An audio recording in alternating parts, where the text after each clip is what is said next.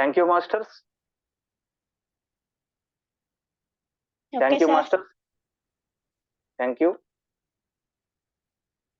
Zoom లో చేరిన ప్రతి ఒక్క మాస్టర్స్ కి నేను కృతజ్ఞతలు తెలుపుకుంటున్నాను.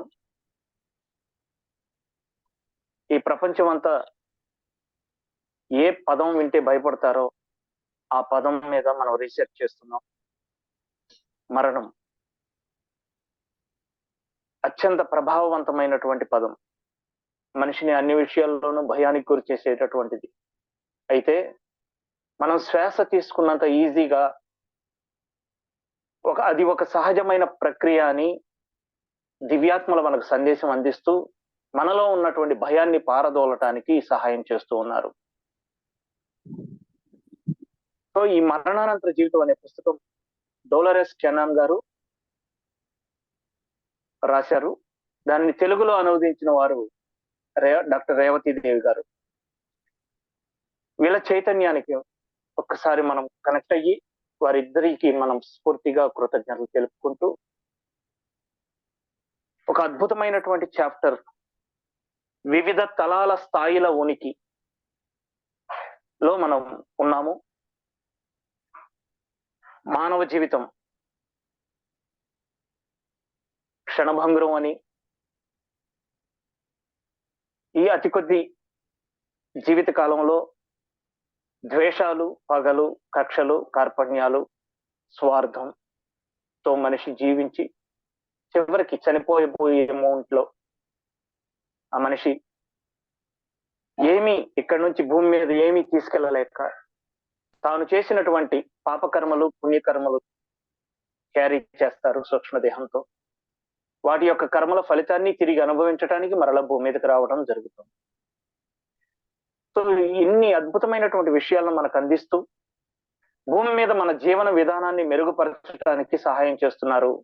ఈ 6, 7 తలాల నుంచి, అంటే ఉన్నత తలాల నుంచి దివ్యాత్మలు మనకి భూమి మీదకి సహాయం చేస్తున్నారు అని, ఈ 6వ తలం 7వ తలం నుంచి మనకు ఆత్మజ్ఞానము, విజ్ఞానము రెండు అందుతున్నాయి అని మనకు సెలవిస్తున్నారు.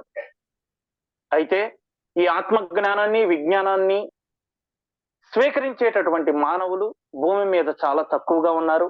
ఇప్పుడు ఎవరైతే ధ్యానం చేస్తున్నారో వీరికి ఆ జ్ఞానం, ఆ శాస్త్ర విజ్ఞానం అందించడానికి వారు సిద్ధంగా ఉన్నారు. ధ్యానం అంటే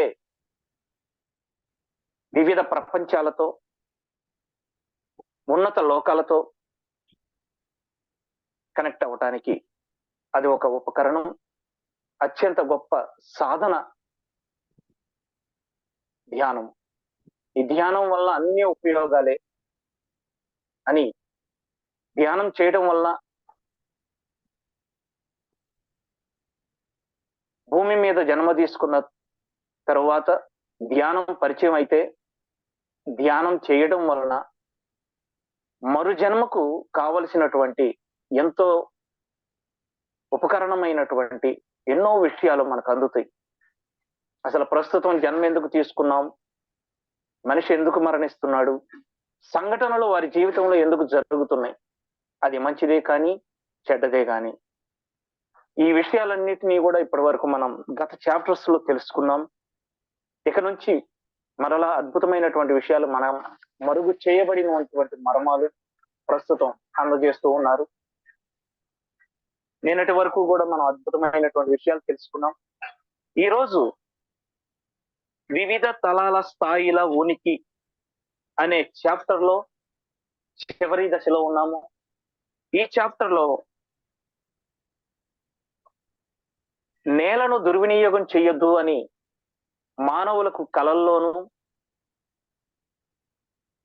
తరువాత కొన్ని రకాలటువంటి మన డెవలప్ అయినటువంటి సైన్స్ ద్వారా, వైఫైల ద్వారా, యూట్యూబ్ల ద్వారా, పుస్తకాల ద్వారా మనకి ఉన్నత లోకాల నుంచి మెసేజెస్ అందుతూ ఉన్నాయి. నేలని దుర్వినియోగం చేయొద్దు అని, చెట్లను నరికివేయొద్దు అని, కొండలను కోనలను నాశనం చేయొద్దు అని మనకి మానవ ఉనికికి, మనుగడకు ఇబ్బందికరంగా మారటానికి అవకాశం ఉంటుంది దానివల్ల.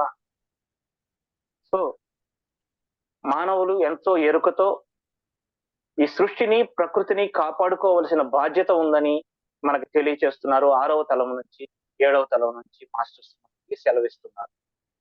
అయితే ఈ సృష్టిని ప్రకృతిని ఈ సృష్టిని ప్రకృతిని కాపాడటానికి, చెట్లను కాపాడటానికి యక్షులు, కిన్నెరలు, గంధర్వులు, కింపురుషులు లాంటి వాళ్ళు మనకి కంటికి కనపడని, మానవ నేత్రాలకు కంటికి కనపడకుండా ఈ ప్రకృతిని కాపాడేటటువంటి యక్షులు, కిన్నెరలు, గంధర్వులు, కింపురుషులు ఉంటారు. వాళ్ళ గురించి మనం గత చాప్టర్స్ లో తెలుసుకున్నాం. ఈ చాప్టర్స్ లో కూడా మరికొన్ని వివరాలు వస్తున్నాయి. చెట్లను కొట్టేవేయకుండా ఒక 10-20 చెట్లకు సామూహికంగా ఒక రక్షకుడు ఉంటారు. ఒక చెరువులు, నదులకి కావలసినటువంటి రక్షణ అందించేటట్టుగా కొంతమంది గంధర్వులు, యక్షులు కావలి ఉంటారు. మనం వాటిని దుర్వినియోగం చేసినప్పుడు వాళ్ళ యొక్క రక్షణ వాళ్ళు చేస్తారు.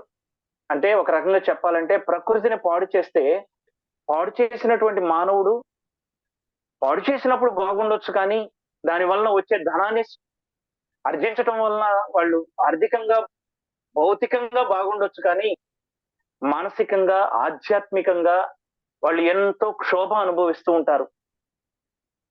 మనం చూస్తూ ఉంటాం, మైనింగ్స్ పేరుతో కొండలను బద్దలు కొడతా ఉంటారు, భూమి యొక్క సమతుల్యతను దెబ్బతీస్తూ ఉంటారు. అదే విధంగా నదులను ఎండబెట్టేస్తున్నారు. ప్రకృతి నియమాలను తెలుసుకోకుండా జీవిస్తున్నారు మానవులు. ఇందులో కొన్ని విషయాలు నిన్నటి విషయాలు, ఎందుకంటే మరలా తెలుసుకోవలసినటువంటి విషయాలు. మనం వారానికి ఒకరోజు ఉపవాసం ఉంటే శరీరం రీజనరేట్ అవుతుంది, చక్కగా ఆరోగ్యంగా ఉంటుంది. అలాగే 6 సంవత్సరాలు భూమికి పంటలు వేసి 7వ సంవత్సరంలో పంట వేయకుండా భూమి మళ్ళీ రీజనరేట్ అయ్యేటట్లుగా, శక్తిని పుంజుకునేటట్లుగా అవకాశం ఇవ్వాలి. కానీ మానవుడు స్వార్థంతో ఆ పని చేయడం లేదు. చెట్లను కొట్టివేయటం, ఎన్నో విధాలుగా ప్రకృతికి నియమాలను భంగం కలిగిస్తూ ఉండటం వలన ఈ భూమి యొక్క సమతుల్యత దెబ్బతిని మానవుడు అనేక రకమైనటువంటి వ్యాధులకు, సమస్యలను క్రియేట్ చేసుకుంటున్నాడు. వీటన్నిటిని మనం అవగాహన చేసుకోవాలి అని మనకి చెప్పేవాళ్ళు లేకపోతే కొన్ని విషయాలు తెలియదు. ఇప్పుడు 6వ తలం నుంచి అయితే భూమి మీద ఈ విషయాలన్నీ తెలియవా అంటే తెలుసు, తెలిసినా కూడా మానవుడు పాటించటం లేదు. ఇది అర్థం చేసుకోండి మాస్టర్. ధ్యానం చేయాలని తెలుసు, ధ్యానం చేస్తే మంచిదే అని తెలుసు, ధ్యానం చేస్తే చాలా ఉపయోగాలు ఉన్నాయని తెలుసు, ఎంతమంది చేస్తున్నారు? అదేవిధంగా చెట్లను కొడితే, చెట్లను నరికి వేస్తే భూమి సమతుల్యత దెబ్బతిని మానవులకు ఎంతో ఉష్ణోగ్రతలకు సంబంధించినటువంటి సమస్యలు ఎదుర్కోవాల్సి వస్తుందని తెలుసు, కలప కోసం చెట్లను నరికివేస్తున్నారు. తెలిసిన వాళ్లే చేస్తున్నారు. మరి వీరిని ఎట్లా అంటే, ఈ 6వ తలం నుంచి మనకు అందిస్తున్నటువంటి మెసేజెస్ మాస్టర్స్ ఇవి. భూమి యొక్క అక్షం మార్పుకు చెందుతుంది. ఇప్పుడు జ్ఞానం అందుతుంది. మరింత ఎక్కువ విస్తారంగా ఈ విషయాలు ప్రజల్లోకి తీసుకువెళ్ళడానికి పుస్తకాల ద్వారా, యూట్యూబ్ల ద్వారా, ఛానలింగ్ ద్వారా, ఈ జూమ్ క్లాసుల ద్వారా ప్రపంచంలోకి ఈ జ్ఞానం అందాలి. ఇక్కడ చేరిన వాళ్ళు ఒక 10-15 మంది అయ్యి ఉండొచ్చు, కానీ మాస్టర్స్ తర్వాతి తరాలకి అందేటటువంటి మెసేజెస్ ఇవన్నీ. ఇప్పుడు చేరినటువంటి వాళ్ళు మరికొంతమందికి ఈ జ్ఞానాన్ని అందిస్తారు. భూమి అక్షం మార్పుకు గురి అవుతున్నటువంటి ఈ సమయంలో మనం ఉన్నత చైతన్యానికి పరిణితి చెందుతాము, ఒక మెట్టు ఎదుగుతూ ఉన్నాము మాస్టర్స్. నిన్న ఒక అద్భుతమైనటువంటి విషయాన్ని మనకు తెలియచేశారు. మనం ఎక్కడి నుంచి మొదలయ్యాం అంటే, ఫస్ట్ వాయువు గాను, తర్వాత ఘన పదార్థాలు గాను, తర్వాత వృక్షాలు గాను, తర్వాత జంతువులుగాను, తర్వాత మానవులుగాను, తర్వాత మానవుడు తను ఆత్మని తెలుసుకోవడం, మరొక మెట్టెక్కి తానే దైవం అని తెలుసుకోవటం. తో మానవ యొక్క పరిణామ క్రమం ముగుస్తుంది. అంతటితో ఈ సృష్టి ఆగదు. మరలా అక్కడ నుంచి కూడా పరిణామ క్రమంలో మానవుడు మరింత ఉన్నత చైతన్యానికి ప్రయత్నం చేస్తూనే ఉంటాడు. సృష్టి అనంతం.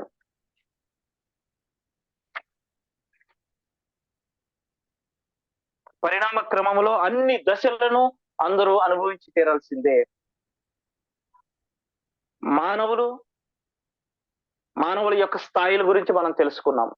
1వ స్థాయి, 2వ స్థాయి, 3వ స్థాయి, 4వ స్థాయి, 5వ స్థాయిలో భూమి ఉంది. 6వ స్థాయి, 7వ స్థాయిల నుంచి కూడా మానవులు భూమి మీదకి వచ్చి ఈ చైతన్యాన్ని, ఇప్పుడు మనం నేర్చుకుంటున్నటువంటి ఆత్మ జ్ఞానాన్ని మిగతా ప్రజలందరికీ అందించడానికి కొంతమంది పైనుంచి భూమి మీదకి వచ్చారు, ఉన్నత స్థలాల నుంచి భూమి మీదకి వచ్చారు. ఆ వచ్చిన వాళ్ళు ఈ భూమి యొక్క మాయలో ఇరుక్కుపోయి ఉన్నారు. అంటే మ్యాట్రిక్స్ మాయలో ఇరుక్కుపోయి తమ చైతన్యాన్ని తగ్గించుకొని భూమి మీదకి రావటం. ఎందుకని వచ్చారు అంటే, ఇదిగో ఈ విధంగా సత్సంగాలు చేసి మనం భూమి మీదకి వచ్చిన పనిని మనం గుర్తు చేసుకుంటున్నాం మాస్టర్స్. అర్థం చేసుకోండి. నిద్రాణ స్థితిలో మనం భూమి మీదకి ఎందుకు వచ్చున్నామో అది మర్చిపోయి నిద్రాణ స్థితిలో ఉన్నాం. ఈ భూమి యొక్క అక్షం మార్పు విషయంలో మనం అందరం వర్క్ చేస్తున్నాం. భూమి అసెండింగ్ కోసం వర్క్ చేస్తున్నాం.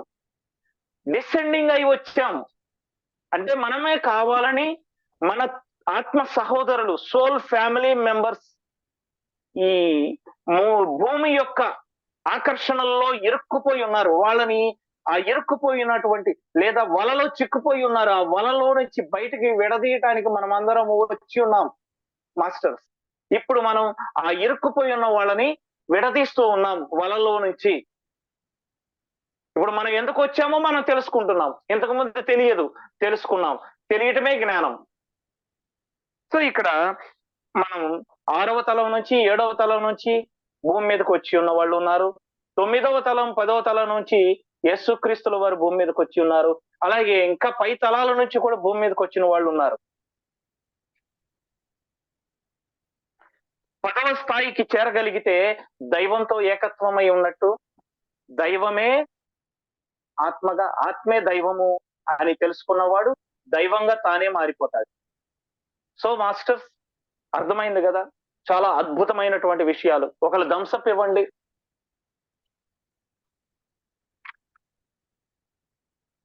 మనకి ప్రస్తుతం 7వ స్థాయి నుంచి విజ్ఞానము, ఆలోచనలను మనకి పెంపొందించే పాఠశాలలు ఎన్నో ఉన్నాయి. ఆత్మతలములో 7వ స్థాయి తలం నుంచి విజ్ఞానం అంటే సైన్స్. సైన్స్ అంటే మీరు అర్థం చేసుకోండి, మన పీనియల్ అండ్ పిట్యూటరీ గ్లాండ్స్ నుంచి రిసీవింగ్ ఛానల్స్ మనకు ఉన్నాయి. 6వ తలం, 7వ తలం, 8వ తలం నుంచి మనకు అందే మెసేజెస్ ని మనం స్వీకరించడానికి మనం కేవలం థ్యాంక్ యూ మాస్టర్స్, రెడీ అయి ఉండటమే కళ్ళు మూసుకొని. Thank you masters. ఈ జ్ఞానం మనకు ఎక్కడి నుంచి వస్తుందో తెలియదు, కానీ ఇప్పుడు అర్థమవుతుంది ఈ జ్ఞానం ఎక్కడి నుంచి వస్తుందో.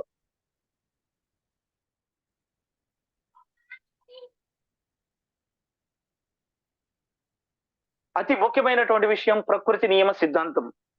వాటిలో ప్రతిదీ ప్రకృతి సిద్ధాంతం అంటే ఏమిటో, ఈ విషయాన్ని క్రమాన్ని గురించి కొంత భాగాన్ని వివరిస్తూ ఉంటాయి. ఏ సత్యాన్ని తెలుసుకుంటే జీవులకు తమ మార్గం బోధపడుతుందో అటువంటి సత్యం పట్ల వారి మనసు విచ్చుకునేలా ప్రయత్నిస్తారు. ఆ సత్యం ఏంటంటే ప్రకృతి నియమ సిద్ధాంతం, లా ఆఫ్ అట్రాక్షన్, ప్రకృతి నియమ సిద్ధాంతం లేదా ప్రకృతి సిద్ధాంతం. ఈ ప్రకృతి సిద్ధాంతం గురించి మనం తెలుసుకుంటే గనక మనం ఎందుకు పుడుతున్నాం, మనుషులకి జీవితాల్లో సంఘటనలు ఎందుకు జరుగుతున్నాయి, ఒకళ్ళు దుఃఖంతో ఎందుకున్నారు, ఒకళ్ళు ఆనందంతో ఎందుకున్నారు, ఈ విషయాలన్నీ కూడా మనకు అవగాహన వస్తాయి.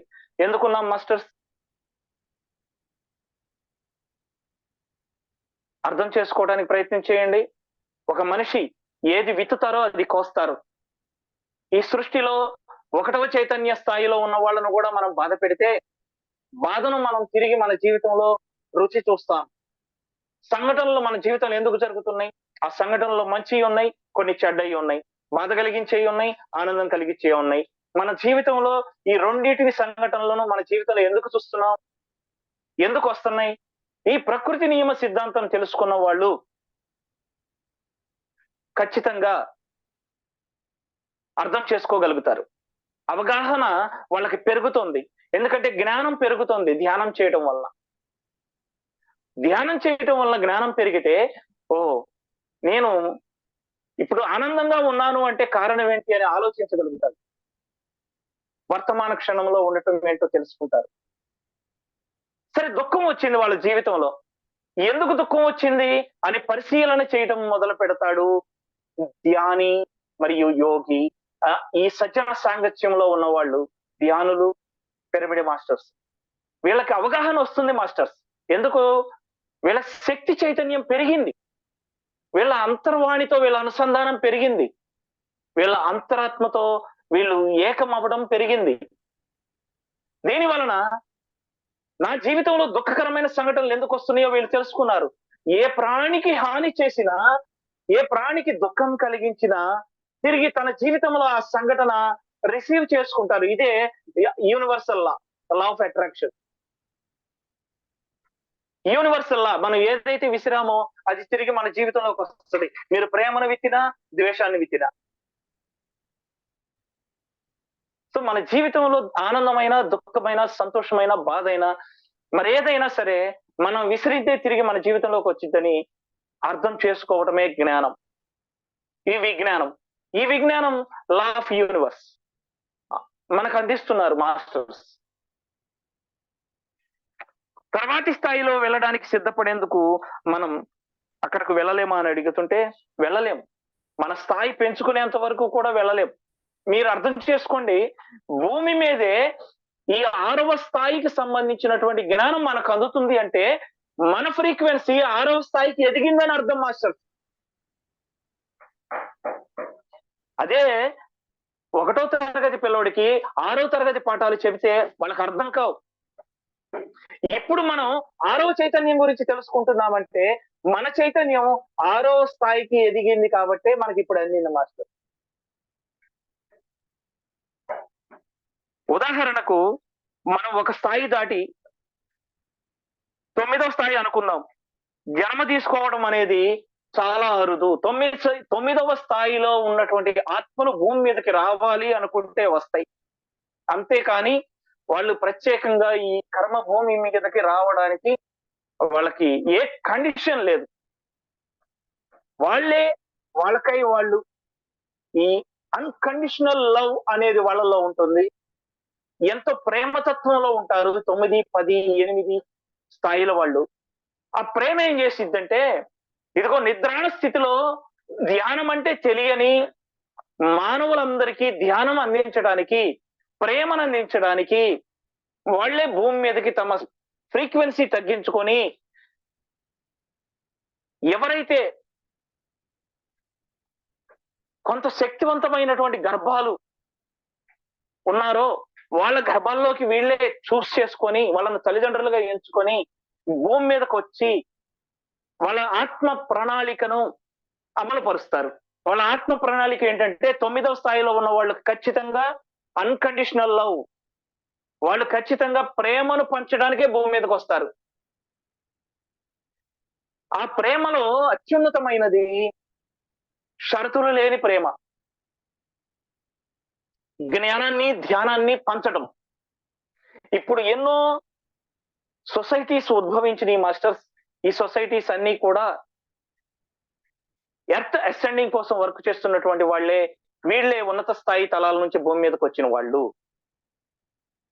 ఎంతో ఉన్నత స్థాయి తలాల నుంచి భూమి మీదకు వచ్చి సగటు మానవులను అసెండింగ్ చేయడానికి, సహాయం చేయడానికి వాళ్ళు ప్రయత్నిస్తున్నారు. అందులో ఆర్కిటేరియన్ హీలింగ్ టీం కూడా ఒకటి, ప్లైడియన్స్, సిరియన్ టీం, వేరే వేరే నక్షత్ర సమూహాలు వీళ్ళు, వేరే వేరే నక్షత్ర మండలాలకు సంబంధించిన వాళ్ళు వీళ్ళు.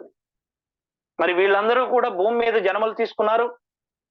వాళ్ళందరూ కూడా ధ్యానానికి సంబంధించినటువంటి విషయాలు బోధిస్తూ ఉన్నారు. ఈ మానవ దేహాలతో ఉన్నారు. అర్థం చేసుకోండి మాస్టర్స్. జీసస్ క్రైస్ట్, బుద్ధ, మరి ఇటువంటి వీళ్ళందరూ కూడా వేరే హయ్యర్ డైమెన్షన్స్ నుంచి కాంతి దేహాలతో ఉన్నటువంటి వాళ్ళు, ఇదిగో ఈ మానవ దేహాలతో సాధారణ భూమి మీద చైతన్యంతో అనుసంధానమై ఉన్నారు. తమ చైతన్యాన్ని తగ్గించుకొని వచ్చారు, కానీ వాళ్ళ ఆత్మ మార్గంలో వాళ్ళని నిర్దేశిస్తున్నటువంటి మాస్టర్స్ ఆవలి వైపు వాళ్ళు తమ ఆత్మ మార్గాన్ని నిరంతరం గుర్తు చేస్తూ, జీసస్ క్రైస్ట్ 30 సంవత్సరాలకి బోధించడం మొదలు పెట్టాడు. కేవలం 3.5 సంవత్సరాలే బోధించాడు. ఈ 3.5 సంవత్సరాల్లో ఆయన ఎంతో చైతన్యాన్ని, చుట్టుపక్కల ఉన్నటువంటి ఒక ఉద్యమాన్ని, ఒక మూమెంట్, ఆ మూమెంట్ ని విస్తరించాడు. అహింస, కరుణ, అన్కండిషనల్ లవ్, ఈ 3 విషయాలు ఆయన అత్యంత ఎక్కువ ప్రభావితం చేశారు. ప్రపంచం మొత్తం ప్రభావితం జరుగుతోంది. అహింస, ప్రేమ, కరుణ.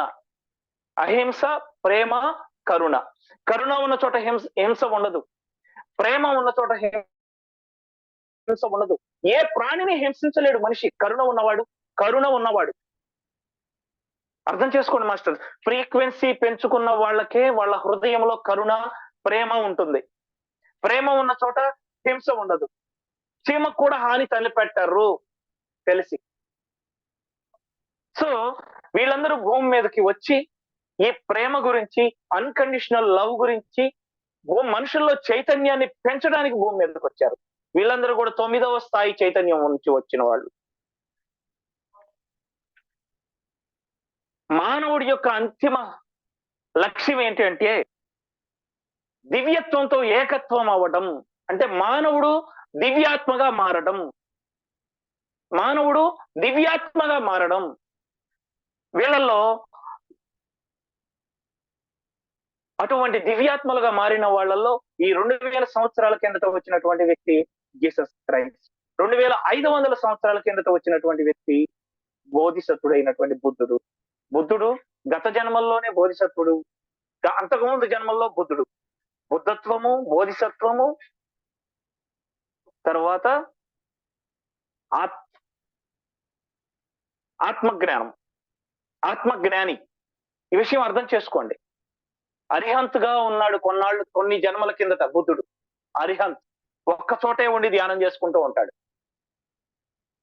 బోధిసత్వుడు తిరుగుతూ ధ్యానం చేసుకుంటూ జ్ఞానం సంపాదిస్తాడు.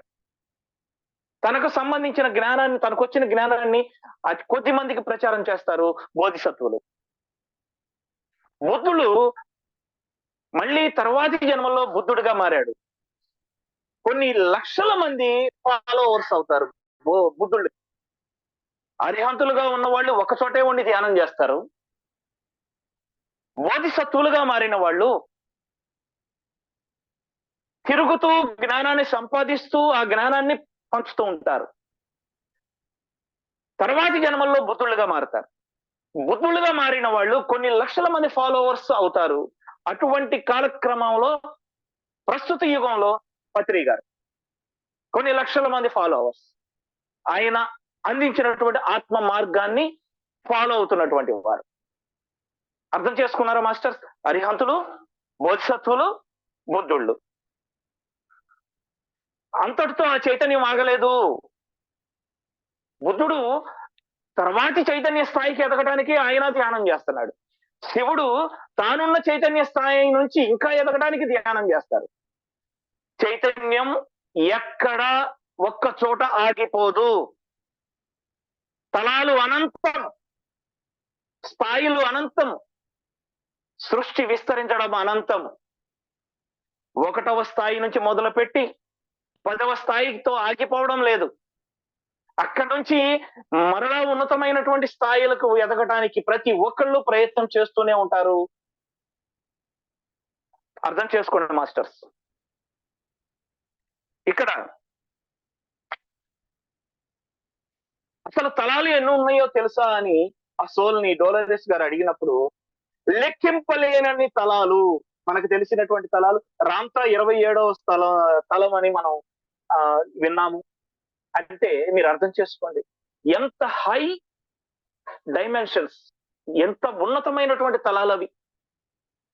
ఎంత ప్రేమతత్వంతో ఉన్నటువంటి వ్యక్తులు మాత్రమే ఆ స్థాయి చైతన్యానికి చేరుకుంటూ ఉంటారు. అయితే ఈ సోల్ తన ఫ్రీక్వెన్సీని బట్టి లెక్కించలేనన్ని తలాలు ఉంటాయని తెలుసు, కానీ నాకు వాటి యొక్క అంచు తెలుసుకునేటటువంటి ఆత్మ చైతన్యానికి నేను ఇంకా ఎదగలేదు. నేను అనుకుంటున్నాను దానికి హద్దులు లేవు. నాకంటే ఉన్నత స్థాయి చైతన్యం కలిగినటువంటి వ్యక్తులు ఎవరైనా, సోల్స్ ఎవరైనా దాని గురించి చెప్పగలరేమో అని ఆ సోల్ మనకి తెలియచేస్తూ ఉన్నారు. ఇక్కడ మరొక అద్భుతమైనటువంటి విషయాన్ని తెలియచేస్తున్నారు మాస్టర్స్. ఉదాహరణకు ఒక మనిషి జన్మ తీసుకొని ఉన్నప్పుడు ప్రతిరోజు ధ్యానం చేయడం లాంటివి చేస్తే అది మీరు భౌతిక తలం మీద ఉన్నప్పటికీ, భూమి అనే తలం మీద ఉన్నప్పటికీ అభివృద్ధి చెందటానికి, పురోగమనం చెందటానికి తోడ్పడుతుంది. అప్పుడు మీరు శరీరాన్ని వదిలినప్పుడు ఒక ఉన్నత తలానికి చేరుకుంటారు. ఈ సమయంలో ధ్యానం చేసే ప్రతి వ్యక్తి ఎవరైతే ఉంటారో వాళ్ళు ఖచ్చితంగా ఇప్పుడు ఉన్నటువంటి చైతన్యం కంటే ఉన్నత స్థాయి చైతన్యం కలిగిన తలంలోనికే ప్రవేశిస్తారు. అంటే ధ్యానులు ఎవరైతే ఉన్నారో వాళ్ళు జ్ఞానం పొందుతున్నారు. ఈ జ్ఞానం పొందినటువంటి సోల్స్ ఎవరైతే బాడీ వెకెట్ చేస్తారో ఇప్పుడున్నటువంటి వాళ్ళ చైతన్యం యొక్క స్థాయి 6 అయి ఉండొచ్చు, 7 అయి ఉండొచ్చు, 8 అయి ఉండొచ్చు. దాని తర్వాతి స్థాయి తలానికి చేరుకుంటారే గాని కింది స్థాయిలకు చేరుకోరు. అంటే ఇప్పుడు ఉన్నటువంటి ప్రస్తుత సమయం మరి అంత ప్రశస్తమైనది.